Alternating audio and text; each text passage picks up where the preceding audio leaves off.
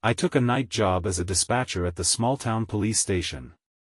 I was 31, just coming out of a tough breakup. The night shifts were lonely, but I thought it might help me find some peace. The station had its own worn-out charm, with paint peeling off the walls and flickering lights. It was quiet out there. Too quiet sometimes. About 2 months ago, on my second night, I received a call that changed everything. It was late, maybe around 1 a.m. The phone rang, and I picked it up, my heart racing. A man was on the line. His voice was shaky as he reported loud noises coming from his attic. I took notes as he spoke. He sounded scared, but I couldn't tell if it was real or just his imagination. Then, without another word, the call ended. I felt a chill run down my spine. What if he was really in danger? The next night, a different caller reached me, around the same time. This woman was frantic.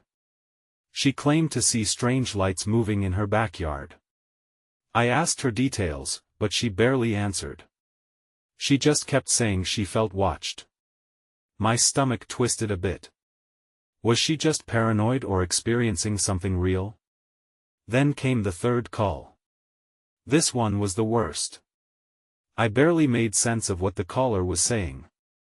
I remember hearing whispers, and the caller mentioned footsteps in their hallway.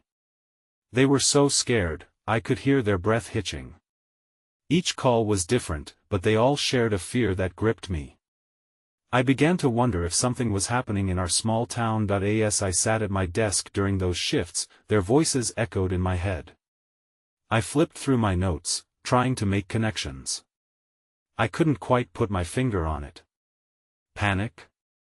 Anxiety? It lingered over me like a fog. Each time the phone rang, my heart would beat faster. But it was the last call that truly terrified me. As I listened, I swore I heard a whisper just before the line went dead.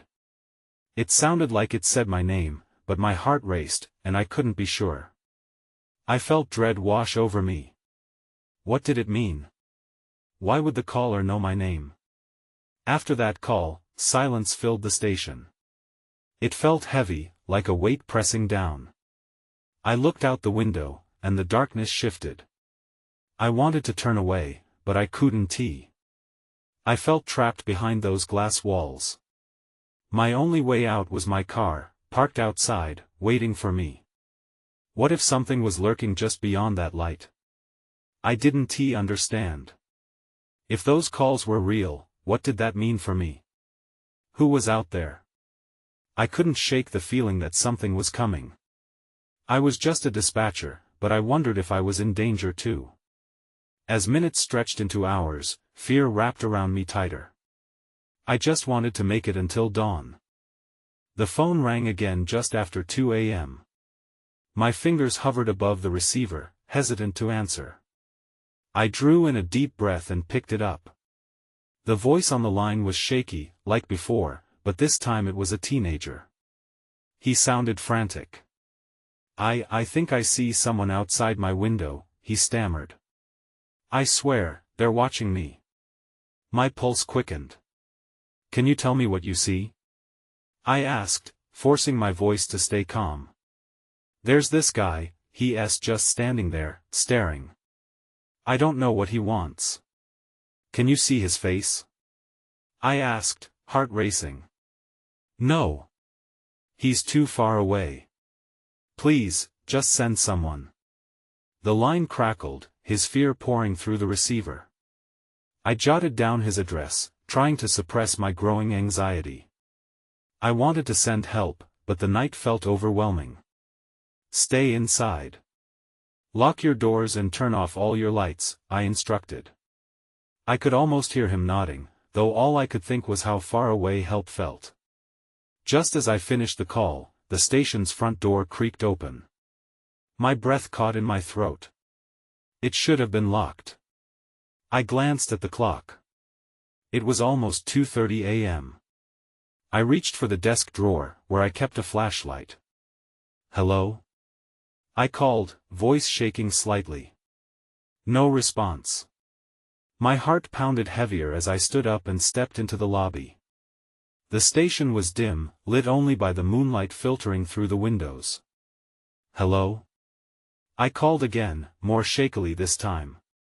Suddenly, the radio crackled to life, a garbled message breaking the silence. I rushed back to my desk. "What was that?" I asked out loud, but no one was there. My hands trembled as I pressed the button to speak. "Dispatcher here. Please respond." The radio went silent. I sat back in my chair, tension clawing at my insides.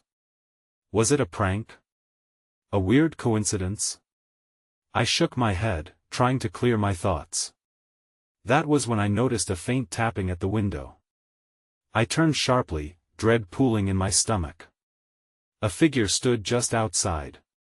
It was silhouetted against the pale moonlight, and I couldn't make out any details. My heart raced, but I couldn't look away. Instinct told me to call for backup, but what if it was just a neighbor? I felt so exposed, sitting in my own little world while the rest of the night hid its secrets just beyond the glass. I grabbed the flashlight, my fingers cold and sweaty, and stepped closer to the window. Then I saw it clearly. The figure lifted its head and looked directly at me. A chill washed over me. I stumbled back, gasping. Who was it?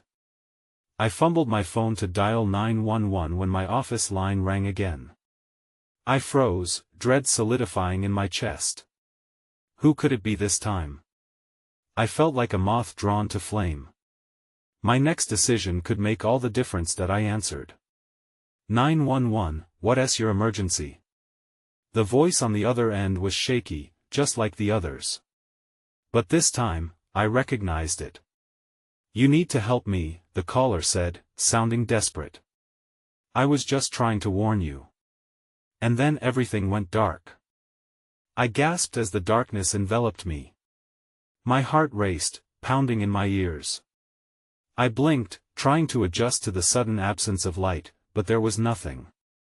No streetlights outside. No moon filtering through the windows. Just an oppressive blackness that swallowed the room. Panic set in. I fumbled for my flashlight, my hands shaking uncontrollably. After what felt like an eternity, I grasped the cold metal and flicked it on. A beam of light pierced the darkness, revealing my surroundings. The office was as I left it, papers scattered on my desk, a coffee cup tipped over, and the faint outline of the front door. I turned back to the desk. The radio was silent, and my heart sank. I glanced at the clock. It blinked 2:40 a.m., but fear warped my sense of time. I felt paralyzed, caught in a moment where everything was wrong. The phone line was still connected. "Hello?" I said into the phone, but only silence responded. Swallowing hard, I pressed the button to speak. "Can you hear me?" I squeezed my eyes shut, desperate for some clarity. "If you're still there, please say something." Nothing. I dropped the phone down, chest constricting. I didn't know if I should call again or step outside. I had to act.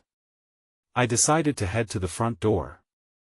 I could still hear the distant tapping from earlier, almost like a whisper beckoning me. The flashlight led me to the divide between light and dark. I made my way to the entrance, heart racing. As I reached for the handle, I froze. What was waiting outside? The teen who called? The shadow I had seen? I hesitated. I could simply call the police and wait. But dread twisted in my gut. What if someone needed me? I opened the door a crack, the outside air wrapping around me like ice. "Hello?" I called again, stepping forward. A gust blew past me, sending a shiver through my bones. Then, out of the corner of my eye, I saw movement, a figure flitting through the trees lining the station's driveway. My instinct screamed at me to slam the door shut, but I felt rooted to the spot. "Who's there?" I demanded, voice trembling. But there was no answer. Just the unsettling rustle of leaves. My mind raced. What if that was the same person the teenager saw? I can't let fear paralyze me. I needed to protect him, whoever he was. Then I heard it again, the voice. It came from the phone, clear now. You shouldn't have opened the door. My breath hitched. I stumbled back, thoughts spiraling. I was exposed. Whoever was out there, they might want to make sure I didn't call for help. That's when I saw the figure standing near the edge of the trees, staring directly at me. My heart stopped. I dropped the flashlight, the beam sputtering out. The last thing I remembered before collapsing was the cold realization that I was not alone. Then everything went dark again. I woke up to the sound of my own ragged breaths. The edges of my vision were blurred, and the coldness of the floor chilled my skin. I blinked repeatedly, trying to shake off the fog in my mind, but confusion remained. My flashlight lay a few feet away, the overpowering darkness swallowing it whole. I reached out gingerly, half expecting a hand to grasp mine. It didn't. Relief poured over me, but anxiety clawed back just as quickly that I pulled myself to the desk and grabbed the flashlight. Flicking it on, I cast light around the small office. Nothing seemed out of place, but the unsettling nagging feeling in my gut told me otherwise. I checked the clock, 2:55 a.m. It had been more than a few minutes, yet it felt like hours had slipped by. I needed to get my bearings. I took a slow breath and stood up, trying to steady myself.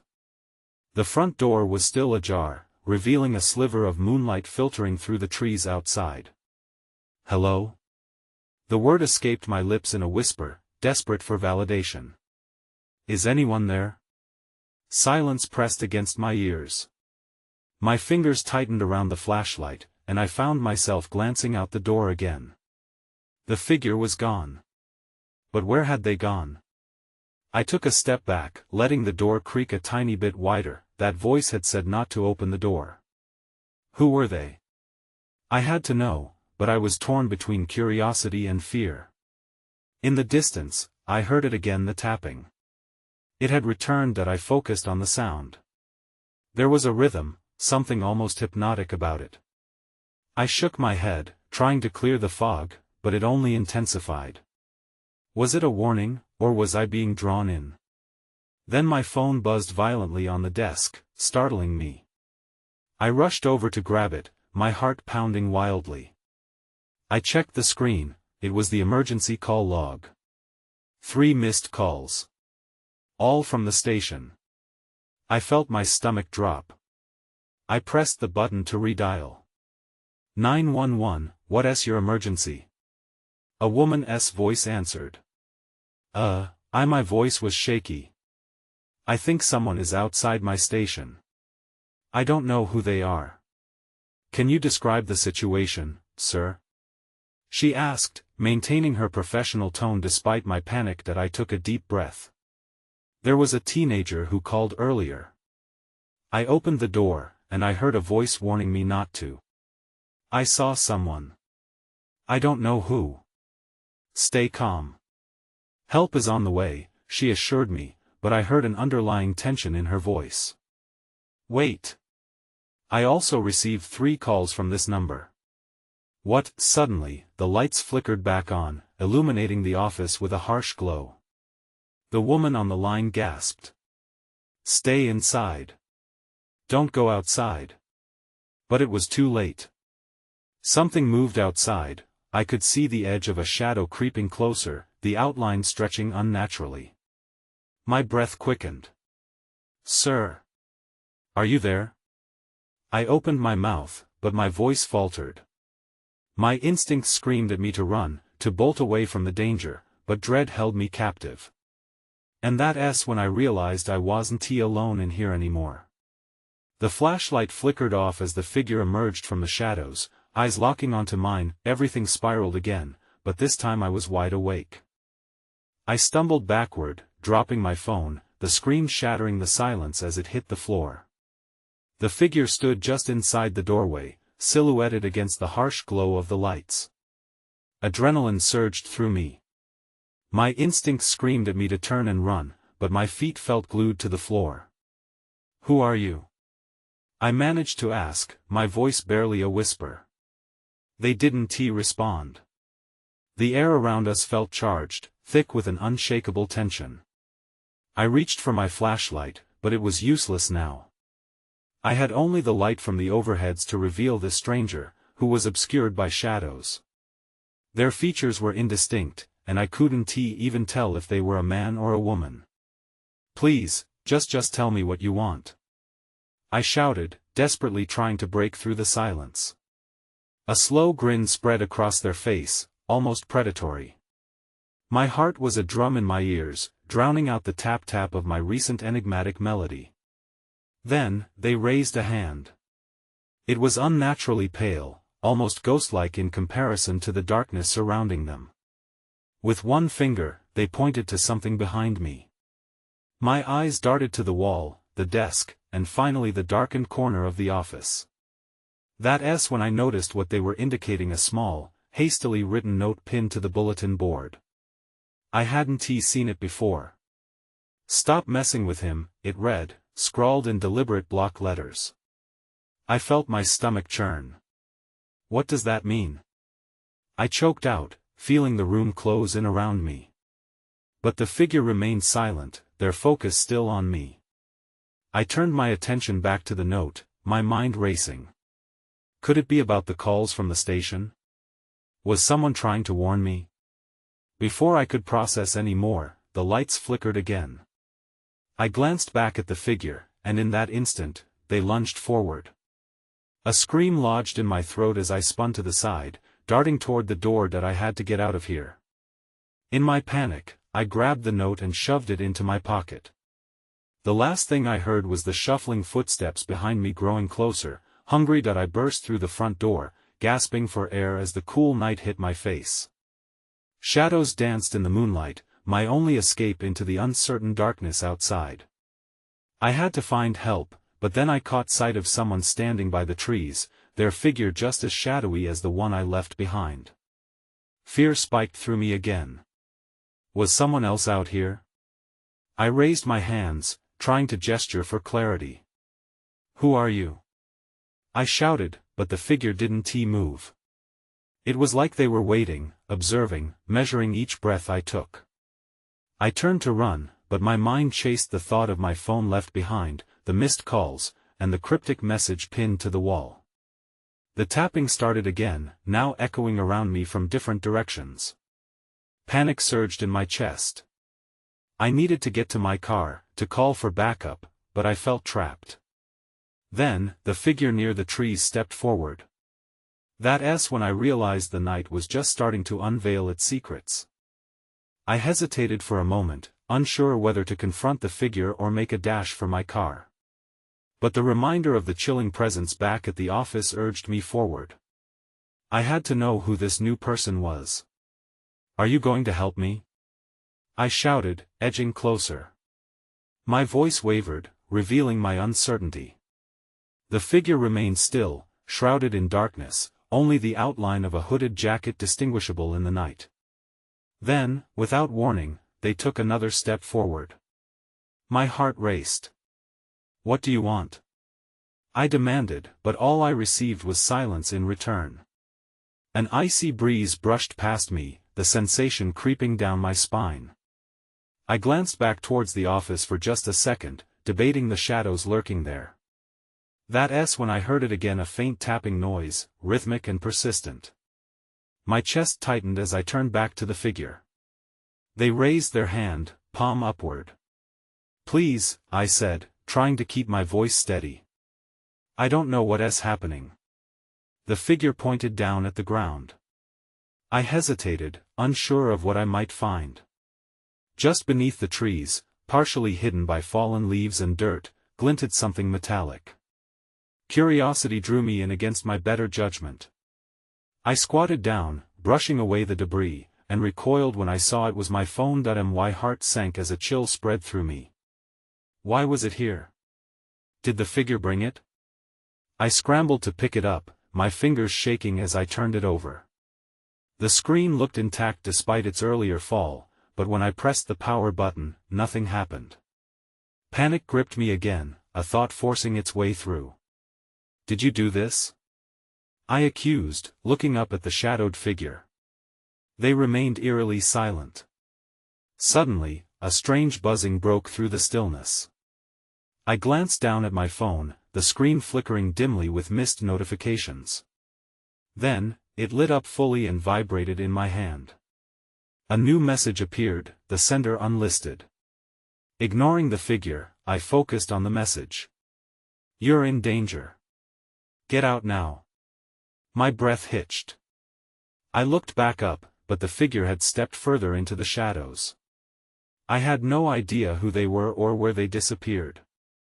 The forest around me felt alive, branches rustling nervously, as if urging me to leave. Just as I began to take a step back toward my car, a sudden scream shattered the night, echoing from the direction of the office. My heart stopped. It was unmistakable, someone was in trouble. I stood frozen, gripped by indecision. I could run, save myself, or I could go back and help whoever that was. The tapping returned, louder than before, each beat mirroring my frantic heart. They weren't just echoes. They were footsteps, closing in from all sides. That I turned back toward the office, adrenaline igniting a fire in my chest. The night was no longer an escape, it was a trap. I sprinted toward the office, my breath coming in frantic bursts. The shadows cast by the trees felt like hands reaching for me, but I pushed through the instinct to run. That scream had come from someone. They needed help, and I couldn't just abandon them. As I neared the building, the scream echoed again. It was more desperate this time. I flung open the door and stepped inside, heart racing. The familiar musty scent of the office was thick, mixed with the underlying odor of fear that now lingered in the air. Hello? I called out, my voice sounding small in the vast emptiness. There was no answer. Just silence. I glanced around the dimly lit room, searching for any sign of life. The overhead lights flickered, and I stepped further inside, straining my ears for any sound. The office felt even more suffocating now, each shadow looming larger in my mind. I was about to call out again when I heard a low whimper coming from the break room. I stumbled through the doorway, my hands trembling against the door frame. The sight that greeted me stopped me cold. My coworker, Sarah, was crumpled on the floor, clutching her phone as if it were a lifeline. Her eyes were wide with terror, darting around the room as if she were being hunted. Sarah! I rushed to her side and knelt down. What happened? She shook her head, panting. I don't know. I was just scrolling through my messages, and then I heard something. A voice. It told me to leave. Leave? As in go home? I asked, trying to process her words. You should have done that. I tried. She cried, her gaze flitting to the window. But then I heard a scream, and I came in here. I thought maybe it was you. Panic seeped into my bones. The scream had been real. The tapping, the figure, and now Sarah. Something was terribly wrong. I scanned the break room as if expecting a shadow to leap out at us. Did you call the police? I asked, afraid of the answer. She nodded, her voice trembling. I tried, but the call wouldn't go through. It was like someone was blocking it. I thought my phone was malfunctioning, but I don't know. A chill crept up my spine. The metallic sensation of dread settled heavily in my gut. What do you mean? Did it not connect? No, she whispered. But I heard a voice on the line. They kept saying, you need to leave now. They're coming for you. Before I could respond, the lights blinked out completely, plunging us into darkness. I could hear Sarah's quickened breathing beside me, mixing with the pounding of my heart. Then came the sound footsteps, unmistakable and methodical, drawing nearer to the break room. My instinct screamed at me to hide, yet I felt rooted to the spot. That's when I saw a faint glow under the door, the flickering light casting strange shadows that danced across the walls. Stay quiet, I whispered, clenching Sarah's arm. With dread lining my stomach, I turned my head towards the door as the footsteps stopped outside. A voice, gravelly and low, drifted through the crack. "I know you're in there." Time stood still. I had only one thought: we need to get out, and fast. My heart raced as I held my breath, the gravelly voice lingering in the air like thick smoke. "What do we do?" Sarah whispered, her grip tightening around my arm. "Just stay quiet," I replied, my mind racing. I glanced around the break room, searching for anything we could use. A fire extinguisher hung on the wall, but it felt more like wishful thinking than a plan. The footsteps shuffled again, circling the room, then slowed as if the figure was listening. "Please," Sarah murmured, her voice breaking. "We need to do something." Before I could answer, the lights flickered back on, revealing that we were still alone.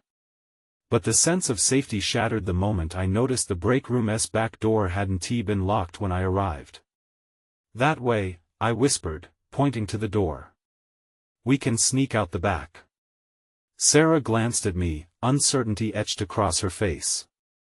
"What if he sees us? We don't have a choice. We can't stay here." I could hear the footsteps moving closer again, and I felt a surge of adrenaline. We needed to go. With a nod, Sarah and I stood in unison. I slowly opened the creaky door, peering into the dimly lit hallway. It was empty, but a palpable sense of dread hung in the air, warning me to turn back. I waved for Sarah to follow, and she reached for my hand, squeezing it tightly. As we crept out into the hallway, a clattering sound echoed from the office area. I stopped, holding my breath, every muscle tensed. Had the figure found a way in? I looked back at Sarah, her eyes wide with fear. "We can't go back now," I said firmly. "Just keep moving." We tiptoed our way down the corridor toward the exit, the flickering lights overhead making everything seem distorted. My mind raced through all the details. Where had that voice come from? Who was outside the door? Then I remembered something that sent icy tendrils of panic crawling up my spine. "Sarah," I said, pausing. "You said you heard a voice on the line right before the lights went out?" She nodded. "Yes, but do you think that voice was connected to whoever is out there?" "I don't know," she whispered, trembling. "But I wish I'd never heard it." Just then, a loud crash came from behind us, the sound reverberating through the empty space. We both jumped, adrenaline spiking. "Run!"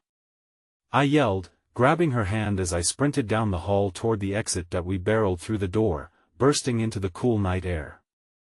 I looked around, searching for a safe place, but there was only darkness and the distant sounds of rustling leaves. Then we froze. A chilling realization hit me like a slap. "Where's your phone?" I asked, panic rising. It had been in her hand earlier, her only way to reach help. Oh no. "I must have dropped it in the break room," she gasped, her voice shaking. "I can't go back in there." "You have to," I insisted, desperation creeping into my tone. "There's no way we can find help without it." As I turned around, preparing to head back, a scream pierced the air. This time, not from Sarah but from the office. It was a blood-curdling sound, one that shattered the night. Without thinking, I rushed back toward the building. The door loomed ahead, a gateway to whatever horror awaited inside. I hesitated just long enough to look back at Sarah's panicked face before I gripped the handle, ready to confront the unknown. I pushed the door open with a force that felt reckless. The stale air rushed out to greet me, thick with tension and some underlying fear I couldn't quite articulate. I stepped into the break room, my heart pounding louder than the silence around me. "Stay close," I whispered to Sarah as I scanned the room. The shadows loomed larger now, the dim light casting long fingers across the floor. I felt exposed, like something was watching. The last scream echoed in my head, a reminder of the danger lurking just beyond the door. "Look for your phone," I urged, moving toward the spot where she had been standing earlier. My eyes landed on the floor, but there was nothing, just coffee stains and crumbs. It has to be here. Sarah knelt down, searching through the mess with shaking hands. I had it right by the table. What if someone took it? The thought made my stomach drop. Let us not think like that. We'll find it, and then we leave. I glanced back toward the open door. The hallway felt like a living thing, breathing and shifting as fear crept in. Then I heard it, a faint sound, a whisper, or maybe a breath, drawing my attention back to the office area. My pulse quickened. Did you hear that? I murmured, my voice barely above a whisper. Sarah nodded, her eyes wide and filled with fright. I motioned her to stay put while I crept toward the office door. Each step felt like stepping further into a nightmare. The office was dark, the only light coming from a flickering street lamp outside, creating a strobe-like effect that made the space feel even more unreal. Please, just hurry, Sarah urged from behind. I wanted to turn back to reassure her, but curiosity clawed at me. As I reached the threshold, I took a deep breath. The office was eerily quiet now. I squinted into the dimness, searching for any sign of life or danger. The desk was cluttered, papers scattered, and then there it was, Sarah's phone, lying on the floor near the door. Got it! I exclaimed quietly, bending down to grab it. Just as I stood up, a loud thump came from the far corner of the office, sending adrenaline surging through my veins. Go! We need to get out now! I shouted, turning back to Sarah. But before I could step away from the threshold, the office light flickered violently, plunging us into darkness. I felt my heart drop. Sarah! I called out, panic rising as I reached into the blackness, trying to locate her. I could hear her breathing, rapid and scared. Suddenly, out of the darkness, a figure emerged. I barely had time to scream before it lunged for me. My instincts kicked in, and I shoved back hard. Run! I yelled at Sarah, who was frozen in place. I grabbed her arm and we stumbled out of the office, the ominous crash of the desk behind us echoing in pursuit. We burst into the hall, and as I turned to lead us toward the door, I realized something was off. The way out was blocked. No! I screamed, pushing against the door, but it wouldn't budge. That's when I heard it again. A voice, faint but unmistakable, calling out from the darkness behind us. Help me! I felt a chill creep down my spine. Who's there? I shouted, dread suffocating me. But the voice only answered with silence. Panic flooded through me as I pushed against the door again, but it still wouldn't budge. What do we do? Sarah gasped, her voice trembling as she looked back toward the encroaching darkness.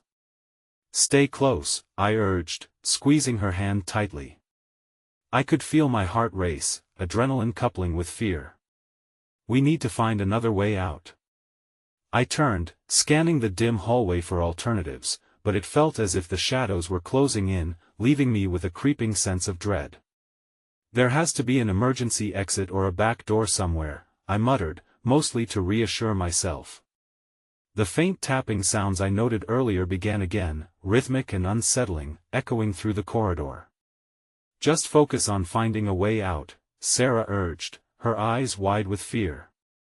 We crept further down the corridor, the faint sound of our breaths being the only discernible noise amid the chaos. My mind raced back to the figure in the station yard and the ominous warning I'd heard. Was it connected to the threat we faced now?